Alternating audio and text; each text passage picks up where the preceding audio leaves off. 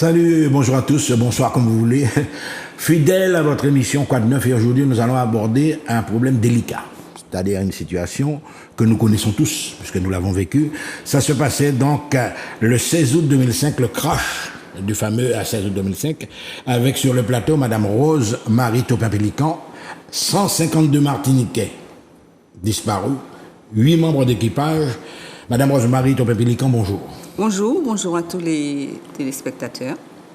Alors, j'ai déjà pratiquement planté le décor. Est-ce que vous pensez que les gens qui vous ont témoigné pas mal lors des funérailles, avec des milliers de personnes, est-ce que les gens sont toujours conscients que le problème, il est encore là? Ben, on est en Martinique, hein. Il faut se rendre à l'évidence. Les Martiniquais, c'est un peuple qui réagit à chaud. Et une fois l'événement passé, au bout d'une semaine, un mois, c'est bon, le peuple passe à autre chose. J'en veux pour preuve le fait que ça faisait même pas 5 ans. Nous étions en train de commémorer à Fort-de-France et il y avait des passants, des Martiniquais qui nous disaient « Mais fini et puis ça, yo mort, fini et puis ça ». Donc en fait, c'est un peuple qui ne s'encombre pas de questions de pourquoi est-ce que l'avion est tombé, qu'est-ce qui s'est passé, quels sont les responsables, les coupables. Je crois que je parle du peuple dans sa globalité, hein. Ben, en fait, il n'en a rien à faire, il a l'habitude de subir, il a l'habitude de prendre des coups, ce ne serait là qu'une claque de plus, qu'un coup de plus. Et puis, on coupe les chines. D'en haut, on nous dit, bon, ben c'est ça, il n'y a pas de responsable parce que c'est la faute des pilotes, ils sont morts, on referme les dossiers et on y va. Et le peuple a tendance à croire ce qui se dit par ces autorités-là, alors que force est de constater que ce sont des gens qui sont aux ordres, hein, et qui ne sont pas du tout indépendants comme on serait en droit de l'attendre. Ce sont des gens qui sont téléguidés. On leur dit « bouclez-moi ça tout de suite, il n'y a pas de responsable, on ne va pas... » L'État ne va pas se tirer une balle dans le pied, parce que c'est ça la grande question. On va développer plus tard, je pense, mais en tout cas, il est clair que cette justice-là, elle ne fait pas son travail. D'ailleurs, elle ne mérite même pas son nom. Alors, Madame Topin-Pélican, évidemment, vous évoquez là un peu une population qui baigne dans l'émotionnel, on va dire. Ben, elle a tout chaud, tout frais, tout le monde a pleuré. Et puis, la semaine suivante, nous avons vider tout le monde. Mais vous, de votre côté, cette association, d'abord, on va remonter à la genèse de cette association AVCA. Donc, vous avez dit non, on va réagir. Ça remonte à quand, l'association de l'AVCA? En fait, l'association s'est créée dès septembre 2005, c'est-à-dire peu de temps après la catastrophe aérienne. Nous nous sommes rendus compte qu'il fallait que les intérêts des familles soient défendus et on est plus fort quand on s'associe. D'ailleurs, nous avons des amis du crash du Mont-Saint-Odile qui sont venus sur place, qui nous ont aidés, qui nous ont donné le mode opératoire, en fait, parce qu'eux, ils avaient déjà connu un crash et ça faisait 14 ans déjà. Et c'est là que nous avons compris qu'il fallait que nous soyons, que nous soyons forts et que nous soyons patients. Forts et efficaces aussi. Efficaces et patients, voilà. Et il faut dire que le lendemain du crash, le jour même du crash, les autorités sont montées au créneau, sont venues pleurer avec nous pour nous dire qu'elles feraient tout, absolument tout, parce que nous étions en droit de connaître la vérité. Ben, on a cru, beaucoup de gens ont cru. Quand ce sont les autorités qui disent, c'est parole d'évangile. Sauf que, peu de temps après, mais vraiment, nous nous sommes rendus compte qu'il y avait un problème. Surtout quand le juge Cantinol, alors d'aucuns disent que c'est parce que les juges sont blancs, mais le juge Cantinol, c'était un Martiniquais pur fil. Et donc, ce juge-là, je pense que c'est lui d'ailleurs qui a plombé le dossier une fois pour toutes, dès le départ. Et nous nous sommes rendus compte qu'on ne voulait pas chercher la vérité. Quand nous avons posé un certain nombre de questions, nous avons par exemple demandé qu'on prenne en compte le rôle de l'agence de voyage. Et ce juge qui nous dit « Ah non, moi, ça ne m'intéresse pas ». Quand nous avons posé un certain nombre de questions, lui, ce qui l'intéressait, c'était les pilotes. Dès le départ, il l'a montré. L'équipage. L'équipage. Et ça a été cela jusqu'à maintenant, d'ailleurs. Les passagers, ça compte pas, c'est l'équipage. Ah non, les passagers, perte et profit, ça compte pas.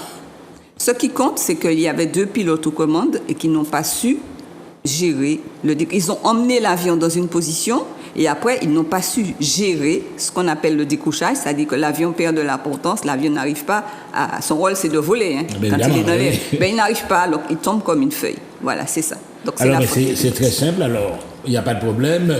On accuse l'équipage et l'équipage est mort. Alors là, donc, ben voilà, tout m'énerve, quoi.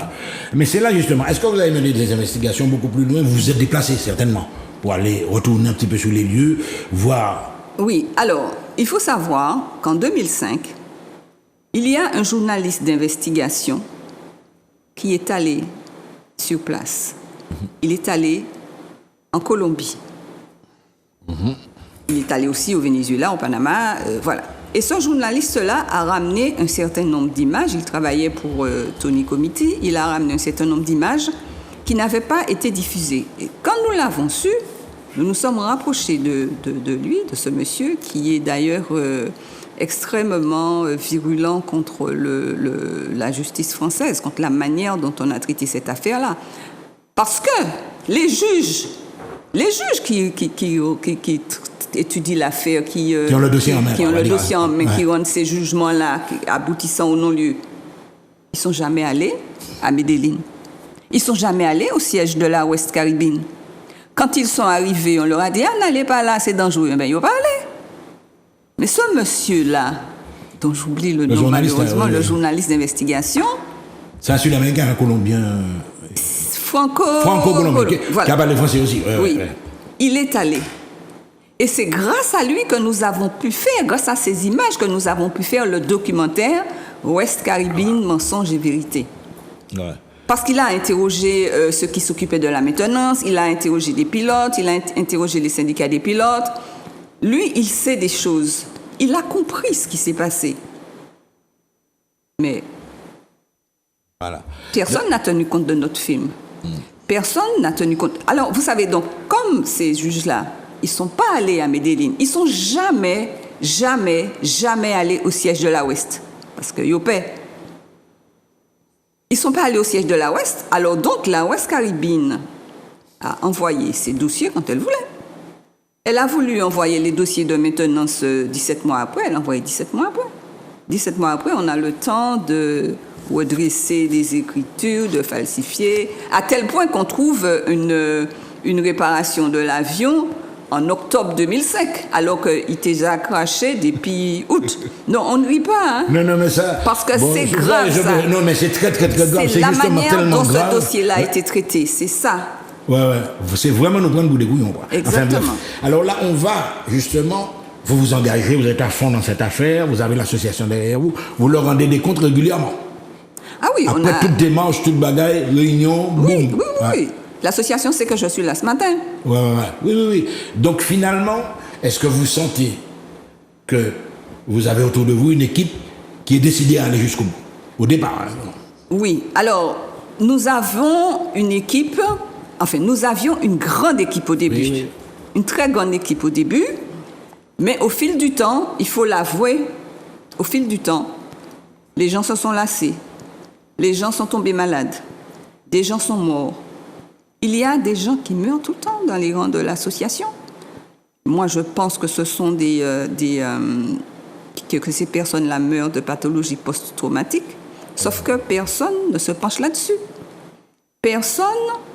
On m'a laissé entendre, il y a un psychologue qui m'a laissé entendre que même Cuba était intéressé pour savoir...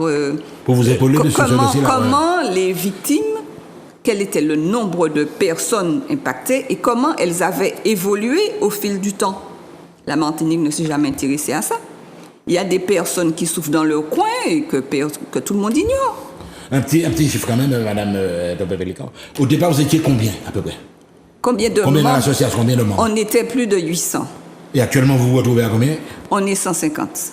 Mesdames et messieurs, vous voyez quand même que ça s'est drôlement atrophié, comme on va dire. Alors là, il y a eu évidemment des manifestations, des monuments aux morts, etc. C'est présent dans le cœur des Martiniquais, toujours. Hein. Il ne faut pas quand même dire que les gens ont oublié ça complètement. C'est sûr, parce que j'en veux pour preuve ce qui s'est passé hier matin, par exemple. Alors, le non-lieu a été confirmé mardi. Et hier, j'étais à Fort-de-France, ce qui m'arrive très rarement, et des gens, des inconnus s'arrêtaient pour me dire merci pour ce que vous faites, on est avec vous, on est derrière vous, ne lâchez rien, allez jusqu'au bout, etc., etc.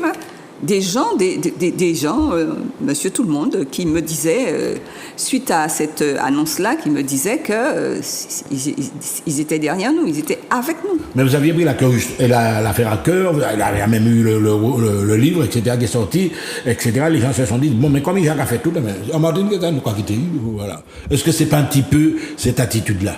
Je ne pense pas. Vous allez au charbon, quittez aller. Je ne pense quittez pas. Rosemary aller au charbon, Je ne pense pas parce que régulièrement, on appelle les gens, on leur demande de venir nous aider, de venir nous prêter main forte. À chaque assemblée générale, on demande aux gens de venir, d'être membres du bureau, de nous aider parce qu'on est peu nombreux et la tâche est importante. La tâche est importante, surtout que, comme je disais, il y a beaucoup de personnes parmi nous, même les membres du bureau, qui sont malades. Donc, on a besoin d'avoir des bras supplémentaires. Les gens pensent qu'il faut qu'ils soient parents de victimes pour être membre de l'association. Non, j'ai déjà dit non. N'importe qui peut venir en renfort. N'importe qui. Venez en renfort. Vous me tentez là. Alors justement, ça fait quand même une belle marge de temps. Entre-temps, les politiques changent, les gouvernances changent. Est-ce que vous avez toujours eu la même attitude vis-à-vis des gouvernants? Parce qu'à chaque fois, on a plus ou moins... Au début, nous avons frappé à toutes les portes. Nous avons vu tous les élus. Sénateurs, députés, nous sommes allés en audience, à la CTM, là, à la CTM, c'était Conseil général, Conseil régional. Nous avons vu tout le monde. À toutes les portes, Nous avons demandé audience à ministre, nous avons écrit au président de la République, nous avons fait pétition pour rien. Nous nous sommes rendus compte que ça ne servait à rien parce que ces gens-là vous disent systématiquement on vous comprend, je vous comprends. Et puis, une fois, il dit ça, il finit plus. Hein. Ah ouais. Donc, après, j'ai même... alors, M. Baron, c'est lui qui est venu le plus récemment. Il est venu, je crois, ça fait 2 ans. Je lui ai même donné le livre sur le crash, le livre que j'ai écrit, M'aider, mais je suis à peu près sûre qu'il ne l'a pas lu. Il y avait une dame qui s'occupait... elle était... comment ça s'appelle déjà? En tout cas, elle était responsable des victimes au sein du gouvernement. Je l'ai rencontrée à Paris, je lui ai donné un livre aussi. J'ai donné le livre à tous les gens que j'ai rencontrés qui avaient la possibilité de venir en aide à l'AFCA. Rien. Même Madame Taubira, on a interpellé Madame Taubira. Mais quand je dis Madame Taubira, c'est pas Madame Taubira, c'est la garde des Sceaux. Parce qu'il ne faut pas perdre de vue que quand ces personnes-là... Le gouvernement, c'est plus un personnage. Quand ces personnes-là embrassent une fonction, c'est la fonction. Ouais, c'est une femme politique. Hein, voilà, donc même Madame Taubira, elle a dit oui, on laisse les choses suivre leur cours. Apparemment, les magistrats sur place font du bon travail. Alors, du bon travail, bonjour. C'est les ex-confrères. Hein, bonjour. Alors, justement, Madame Rosemary, je vais vous appeler Rosemary. Là, est-ce qu'on ne touche pas également un problème plus large, le problème des avions poubelles? Parce que là, voilà un exemple flagrant de laisser aller. Ouais. Oui. Donc, c'est quelque chose de plus large. Voilà. C'est un exemple flagrant. Sauf que le gouvernement français, l'État français, a refusé d'admettre que c'était un avion poubelle. Toute la planète... C'est gros, ça. Ouais. Ah oui, toute la planète était consciente du fait que c'était un avion poubelle. Même des Colombiens ne voulaient plus voyager sur cette compagnie-là.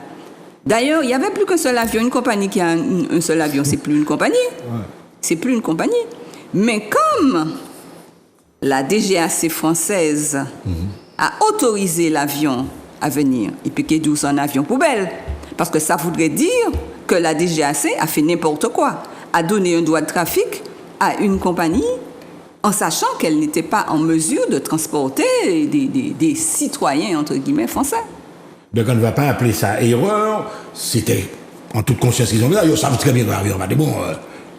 Ils n'ont pas cherché à savoir parce que il y a, vous savez, entre les États, il y a des... mais il y a quand même le contrôle, il y a des expertises, ni toute bagaille, il y a des séquences d'entretien, je sais pas moi. Ouais. Ah ben justement, cette compagnie-là avait déjà eu un crash au mois de mars. Et au même mois de mars 2005, De la même année. de la même année, quelques mois plus tôt, et au même mois de mars, cette compagnie-là a déposé des demandes de trafic auprès de la DGAC française. Ils n'ont pas même cherché à savoir qu'il était Janine Crash, que c'était plus qu'un seul avion, que la compagnie était au bord du gouffre financier. Et ça, c'est important. Aujourd'hui, quand une compagnie a des problèmes financiers, ben, elle est sur liste, je ne sais même plus si on dit liste rouge ou liste noire, sur liste noire. Liste noire, Encore que, si cette même compagnie a elle a mis en place des échanges commerciaux avec la France, il y a des intérêts économiques, diplomatiques, tout ça, eh bien, on parle de la liste noire encore. Hein. Voilà. Donc, Madame Rosemary Topin-Pélican, là, on arrive à la phase décisive. Le dernier jugement rendu, non-lieu. Eh bien, qu'est-ce que vous allez faire? Est-ce que vous baissez les bras carrément ou bien est-ce que l'action continue, la mobilisation continue? En fait, ce non-lieu-là, il était attendu. Il était attendu parce que il ne faut pas oublier qu'en novembre dernier, nous étions devant la Chambre de l'instruction, en appel.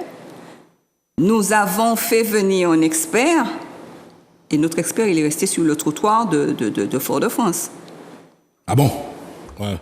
Vous vivez pas non, continue, oui. Alors, il faut savoir qu'en 2018, nous étions devant cette même chambre d'instruction-là, qui, pour le non-lieu, nous avions un certain nombre de demandes qui avaient été rejetées et nous faisions appel. Alors, sur toutes ces demandes-là, il y en avait 6. 5 ont été rejetées et la dernière qui concernait la masse de l'avion, c'est-à-dire le poids de l'avion, tout compris, avec passagers, bagages, etc.,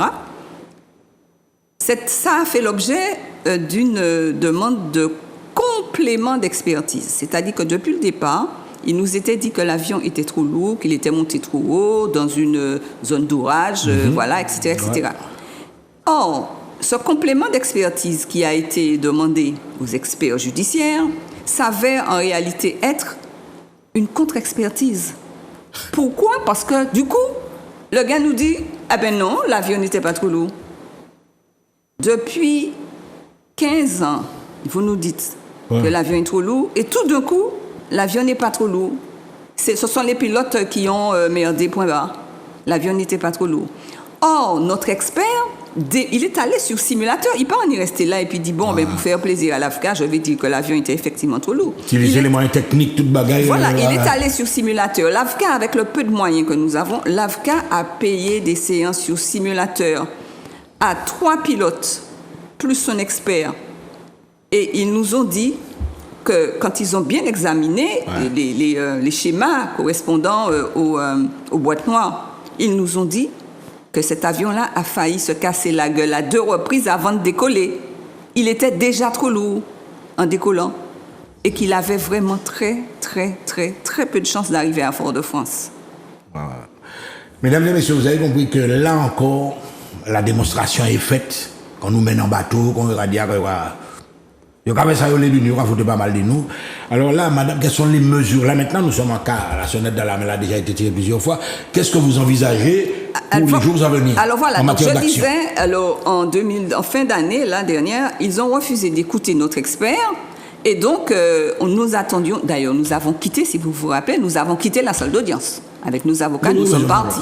Nous nous sommes dit, c'est bon, cette mascarade-là a assez duré. Et donc, nous sommes venus il y a 2 jours pour entendre le verdict. Et en fait, ils ont confirmé le non-lieu. Ceci dit, ça n'était pas une surprise. Parce que le seul fait qu'ils n'aient pas voulu entendre notre expert, vu l'attitude qu'ils avaient depuis le départ, pour nous, c'était clair qu'on allait vers le non-lieu. En plus, on a vu ce qui s'est passé pour le Rio-Paris. Bah, oui. Air France et Airbus l'avaient blanchi pour le chlordécone. Le chlordécone non-lieu. Donc ça devient une habitude, quoi. Ça devient une habitude. Donc on ne s'attendait pas à ce qu'il y ait un miracle. Et donc, mais seulement, c'est vrai que même si on attendait ce verdict-là, c'est vrai que les familles ont été extrêmement éprouvées. Parce que, comme je disais, il y a ce qu'on dit, il y a la manière dont on l'emballe, etc. En 1 minute, 2 minutes maximum, c'était fini.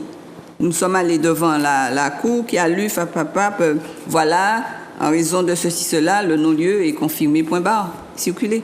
Lettre expédiée, quoi, puis terminé, voilà. Ça veut pas, je ne vais pas dire le marché autrement dit, mettez l'enveilleuse, quoi, comment on fait mes bougeottes. Alors là, justement, là, nous arrivons dans la dernière. Madame Rosemary Topin-Pélican, parlez à la population, parce que la population, en pareil cas, a le droit de savoir également qu'on nous mène en bateau, etc. Parlez baillot, puis diyo, qu'est-ce qui serait peut-être envisageable de faire pour vous soutenir, quoi. Voilà, alors du coup, qu'est-ce qu'il nous reste à faire? Donc là, on ira en cassation. Pourvoi en cassation. Nous ferons nos pourvois en cassation en sachant que la Cour de cassation ne juge pas sur le litige, c'est juste sur le droit. Est-ce que le droit a été respecté? Est-ce que la décision qui a été prise est conforme au droit? Alors, nous avons de toute manière plusieurs points sur lesquels on peut dire franchement que le droit a été bafoué, piétiné. Donc, je ne sais pas s'il faut entrer dans le détail, mais en tout cas, on ira en cassation.